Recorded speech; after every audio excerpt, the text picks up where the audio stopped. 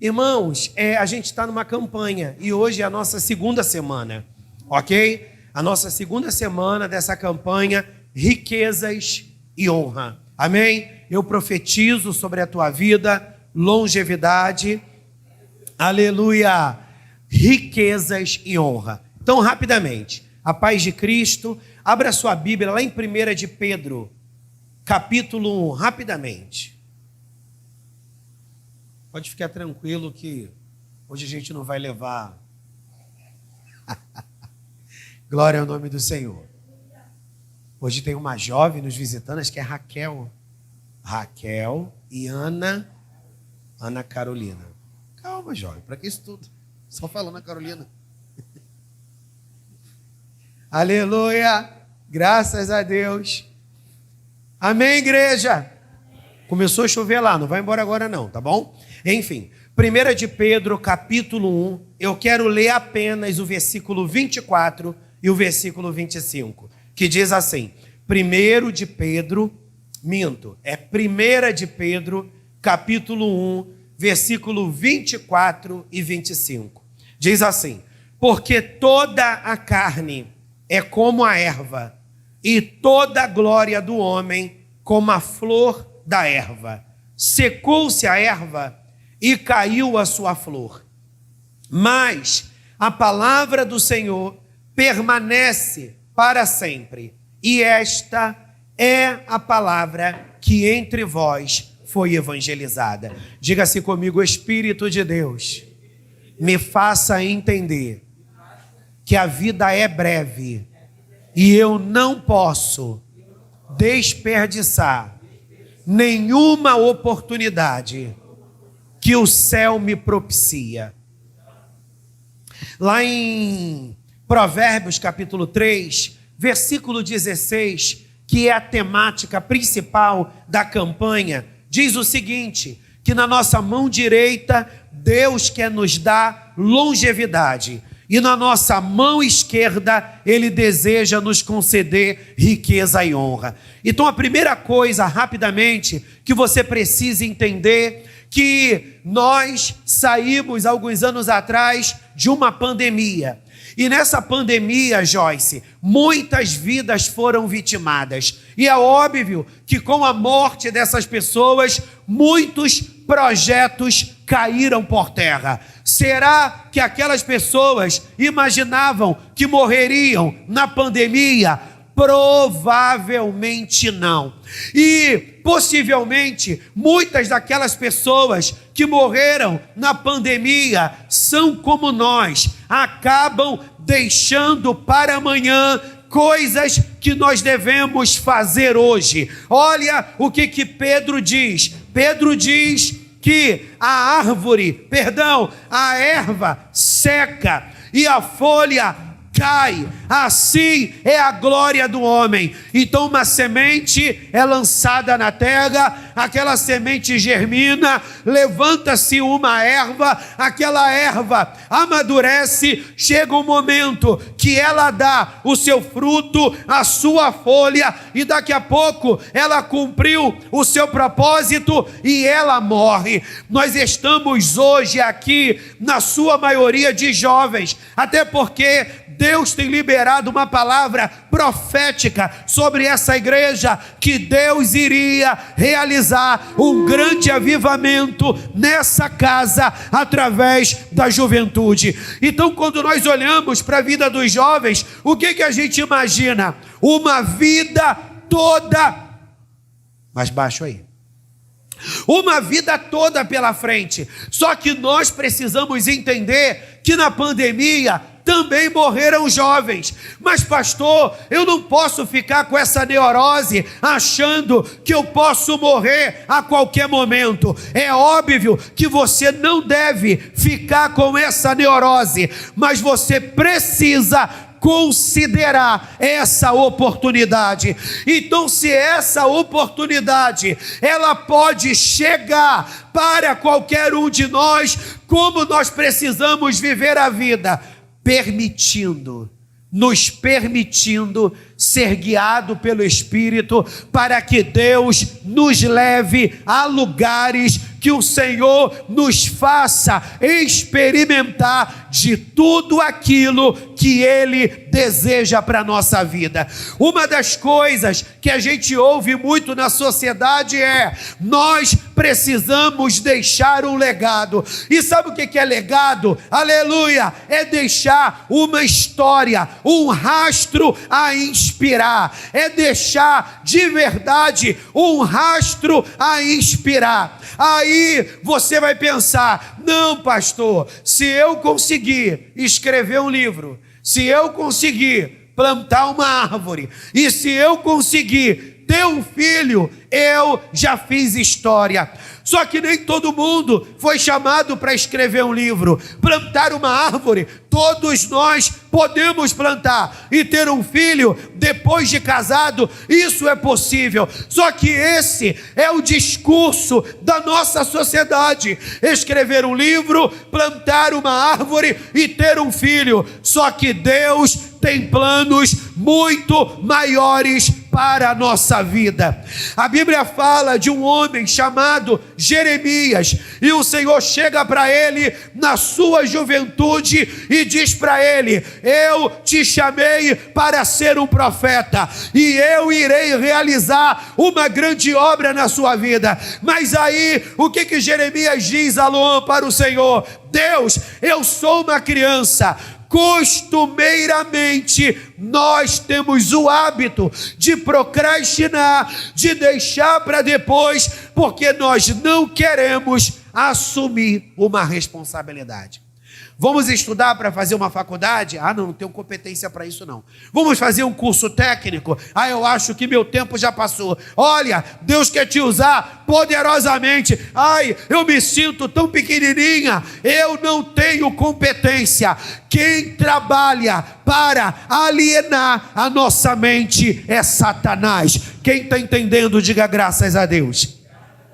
Aí Deus me levou pelo Espírito a liberar essa palavra profética para a igreja. Deus deseja te dar vida longa. Agora, o que adianta Deus te dar vida longa? A Bíblia fala de um homem chamado Matusalém, que ele viveu mais de 800 anos. Pastor, como que alguém pode viver mais de 800 anos? É óbvio que Matusalém viveu numa época que os homens viviam muito. Hoje a Bíblia diz que o comum do homem é chegar aos seus 70 anos. Passou disso, é cansaço e fadiga. Pastor, não é bem assim não, é a Bíblia que diz isso. Mas pastor, e se eu já passei dos 70 e continuo cheio de gás? É o Espírito de Deus na sua vida. Porque sabe o que a Bíblia diz? Que os velhos também terão sonhos. Agora, o que a Bíblia fala, aleluia, que os jovens fariam? Eles profetizariam. Então Deus deseja te dar vida longa, não para você viver uma vida tosca, uma vida sem graça, uma vida amena. Deus quer te levantar para deixar um legado.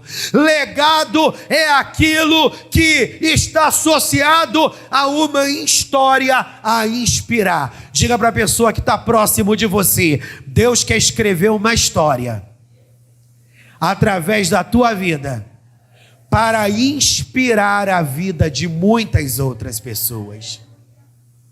Narabashuri Kelebarácia.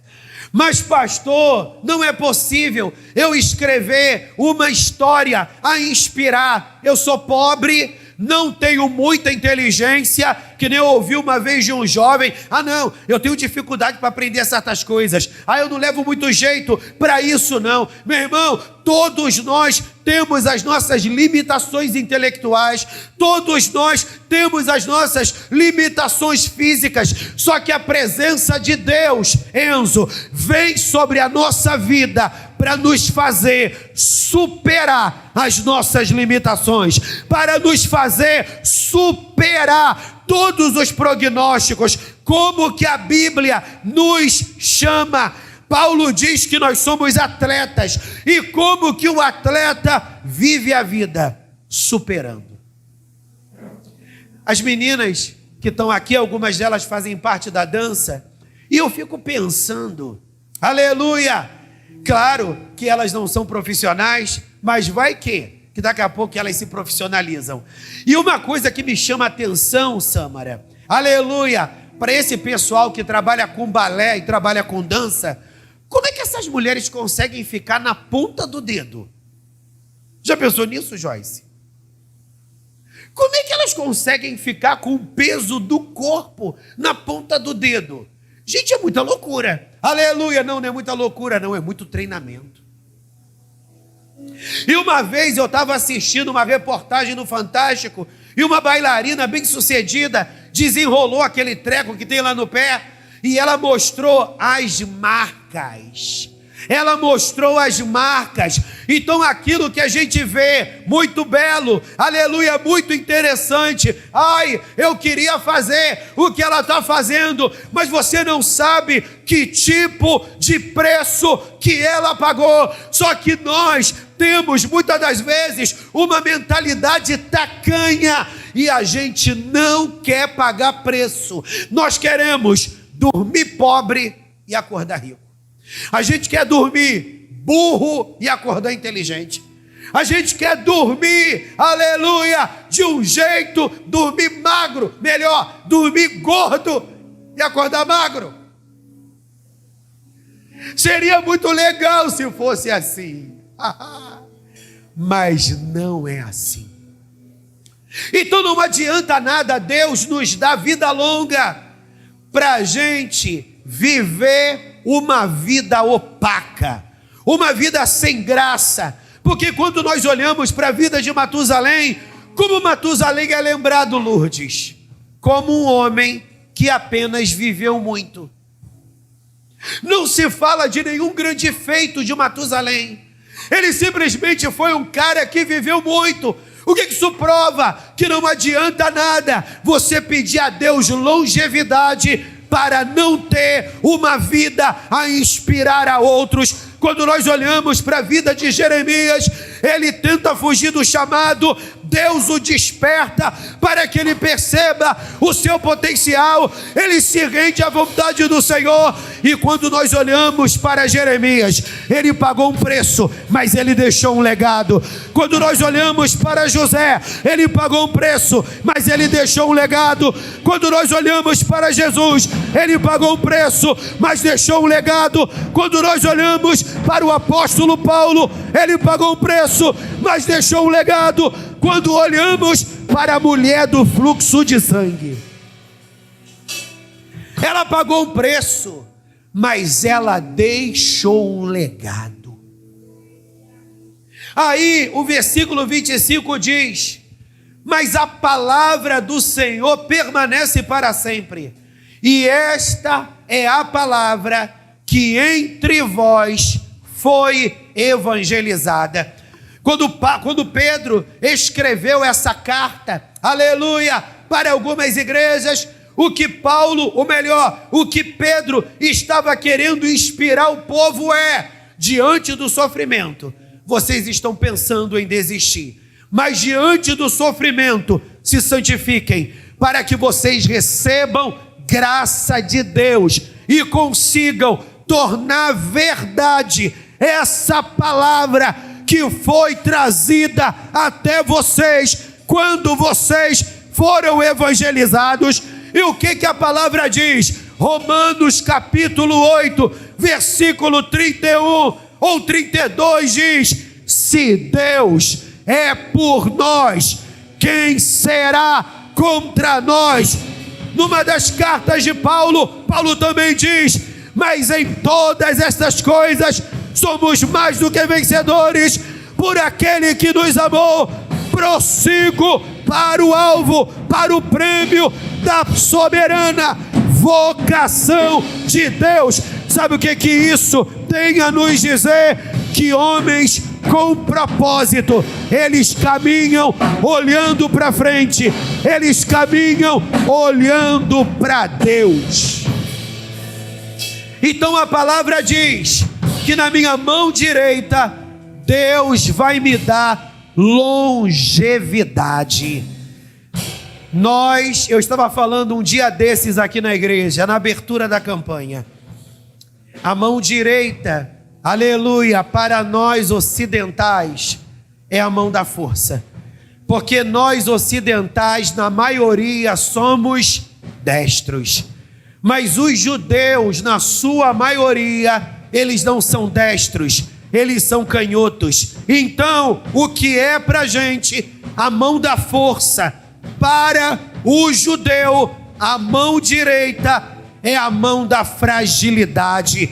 Você precisa entender que essa longevidade não se resume apenas em um cuidado com a saúde. Você precisa cuidar da saúde, mas essa longevidade que Deus quer te dar não é apenas algo que esteja atrelado a você cuidar da sua própria saúde. É Deus manifestar sobre a vida dele o propósito que ele tem na tua vida, e sobretudo você só morrerá depois que esse propósito se cumprir. Quem entendeu, diga graças a Deus. Então diga para essa pessoa que está do teu lado, na autoridade que é no nome de Jesus: eu quero declarar sobre a tua vida que tu não vai morrer precocemente, mas Deus vai escrever uma história linda através da tua vida, e você vai deixar um legado. Nada de morrer novo, em nome de Jesus. Aí a palavra diz, para a gente fechar, que na nossa mão esquerda Ele nos dará riqueza e honra. Para o judeu, a mão esquerda era a mão da força. O que Deus está querendo nos ensinar? Que toda riqueza, que toda honra, ela não vai vir do céu dentro de uma caixa de presente. Toda riqueza e honra que virá do céu terá uma consonância com o seu trabalho. Diga comigo: eu preciso gostar de trabalhar. Você precisa gostar de trabalhar. Mas pastor, tem gente que enriquece da noite para o dia. Aleluia, tem.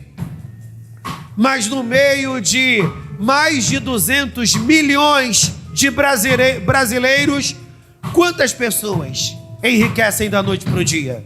Uma e outra. Então a probabilidade de eu e você enriquecermos da noite para o dia é 0,0,0,0,0,0,01%. Aleluia!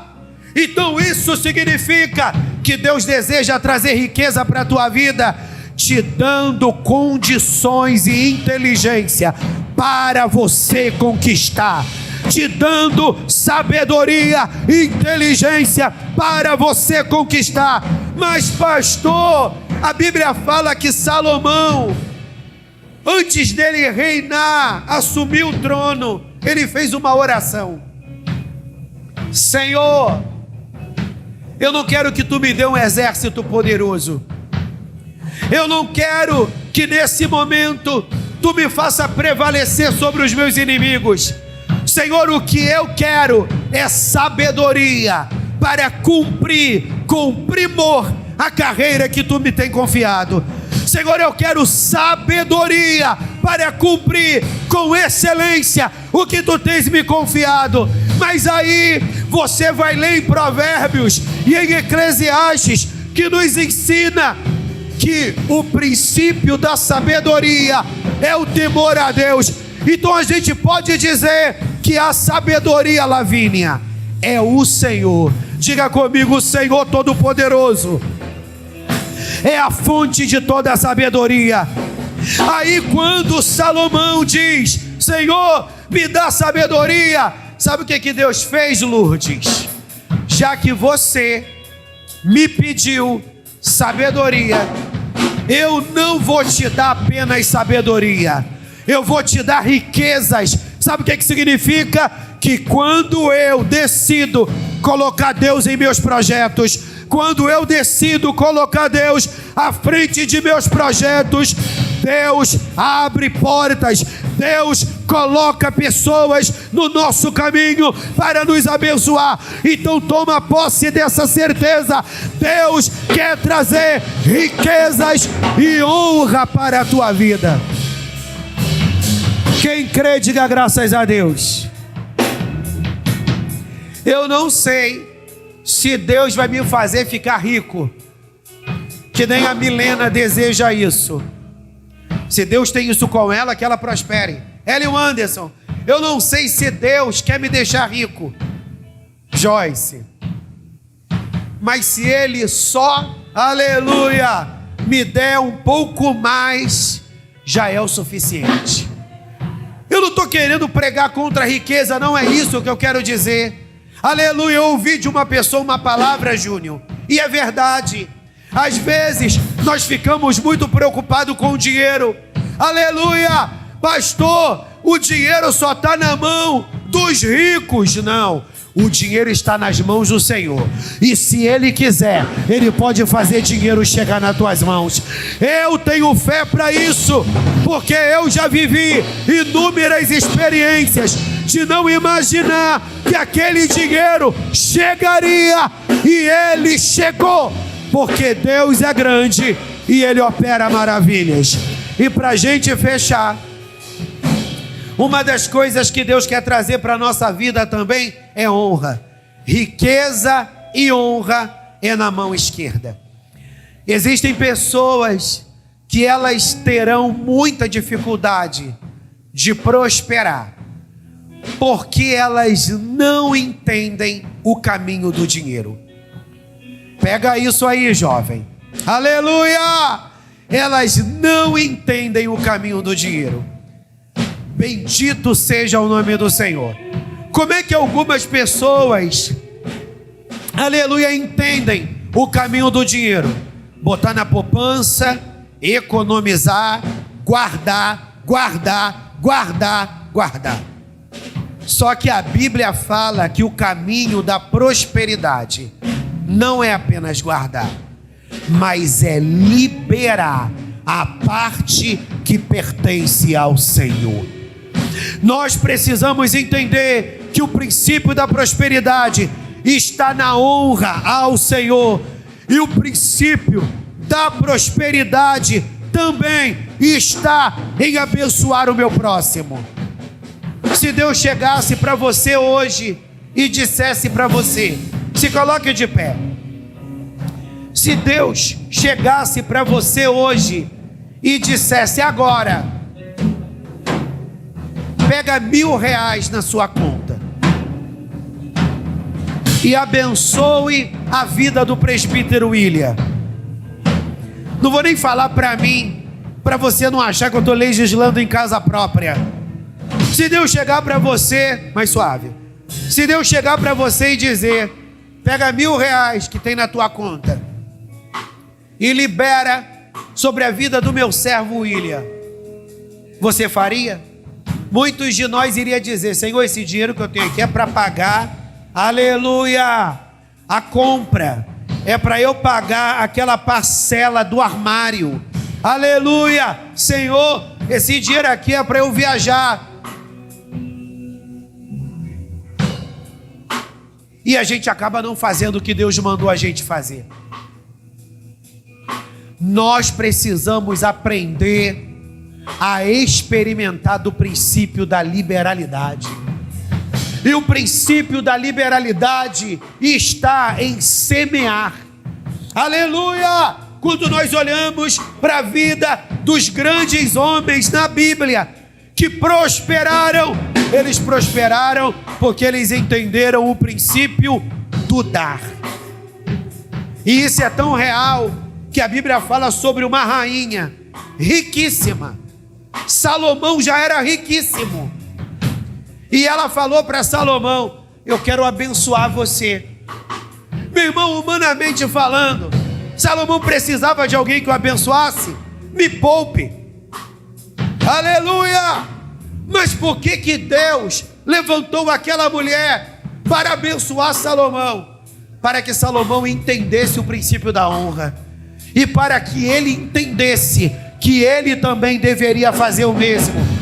E quando Salomão construiu, e aqui eu paro, quando Salomão construiu o templo para Deus, Ana, eu tenho um livro que, aleluia, a gente até trabalha ele no seminário, no Pentateuco.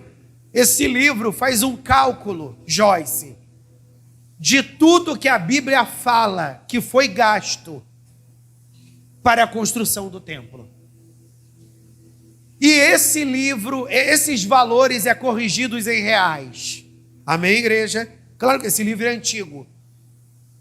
Ele é corrigido em reais, ou seja, a moeda da época. Não lembro se era real, se era cruzado, não lembro. E sabe o que foi descoberto pelos matemáticos, pelos grandes estudiosos? Que a construção do templo não ficou inferior a um valor de 6 bilhões de reais. Salomão tinha esse dinheiro todo? Não. Como? O coração dele era liberal. Deus colocou pessoas para o abençoá-lo. Talvez você não tenha fé para isso, mas que a sua fé seja aumentada. Coloque a mão no seu coração. Você que acredita no Deus que dá riquezas, você que acredita no Deus que nos dá saúde e nos dá longevidade, coloque a mão no seu coração. Você que acredita no Deus que pode honrar você além do que Ele já tem te honrado, coloque a mão no seu coração. E eu quero orar. Senhor, na autoridade que há no nome de Jesus Cristo de Nazaré, nós estamos aqui nessa noite para ativar fé e para abrir a compreensão da tua igreja, que o Senhor tem mais para nos dar, além do que já temos recebido, além do que já temos experimentado, mas muitas das vezes, Senhor, o que opera dentro do nosso coração é a incredulidade e é a mentalidade tacanha, pequena, medíocre, que ele só quer viver para pagar conta. Ele dorme pensando em conta e ele acorda pensando em conta. E muitas das vezes essa preocupação que nos assalta nos impede de fazer além, e a gente se restringe ao dizimar e ao ofertar, e muitas das vezes o teu Espírito nos inspira para abençoarmos pessoas ou até a obra do Senhor, mas não temos fé para isso, porque na nossa concepção, se eu tirar, vai mexer no meu orçamento. Senhor, na autoridade que é no nome de Jesus, estamos aqui diante de jovens, Senhor, que estão começando a vida, tem uma trajetória toda pela frente, e eu te peço nessa hora, não deixe a Satanás trazer sobre a vida deles ignorância, para eles acharem que eles não poderão sonhar alto os sonhos de Deus, porque não será possível de ser realizado. Nós sabemos, Abba, que os únicos sonhos que não são e jamais serão realizados são os sonhos que não são de Deus, mas tem sonhos que tu planta dentro do nosso coração, que são projetos, que são metas. E nós sabemos que muralhas, pedras, desafios mil se apresentam diante de nós para não conseguirmos chegar lá e, consequentemente, desistirmos. Na autoridade que é no nome de Jesus, não queremos viver muito como Matusalém e não deixar nenhum legado, e não fazer nenhuma história.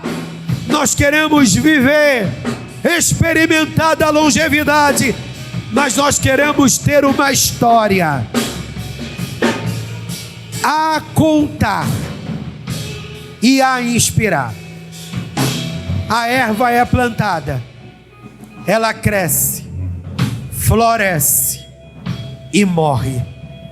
Assim é a vida do homem.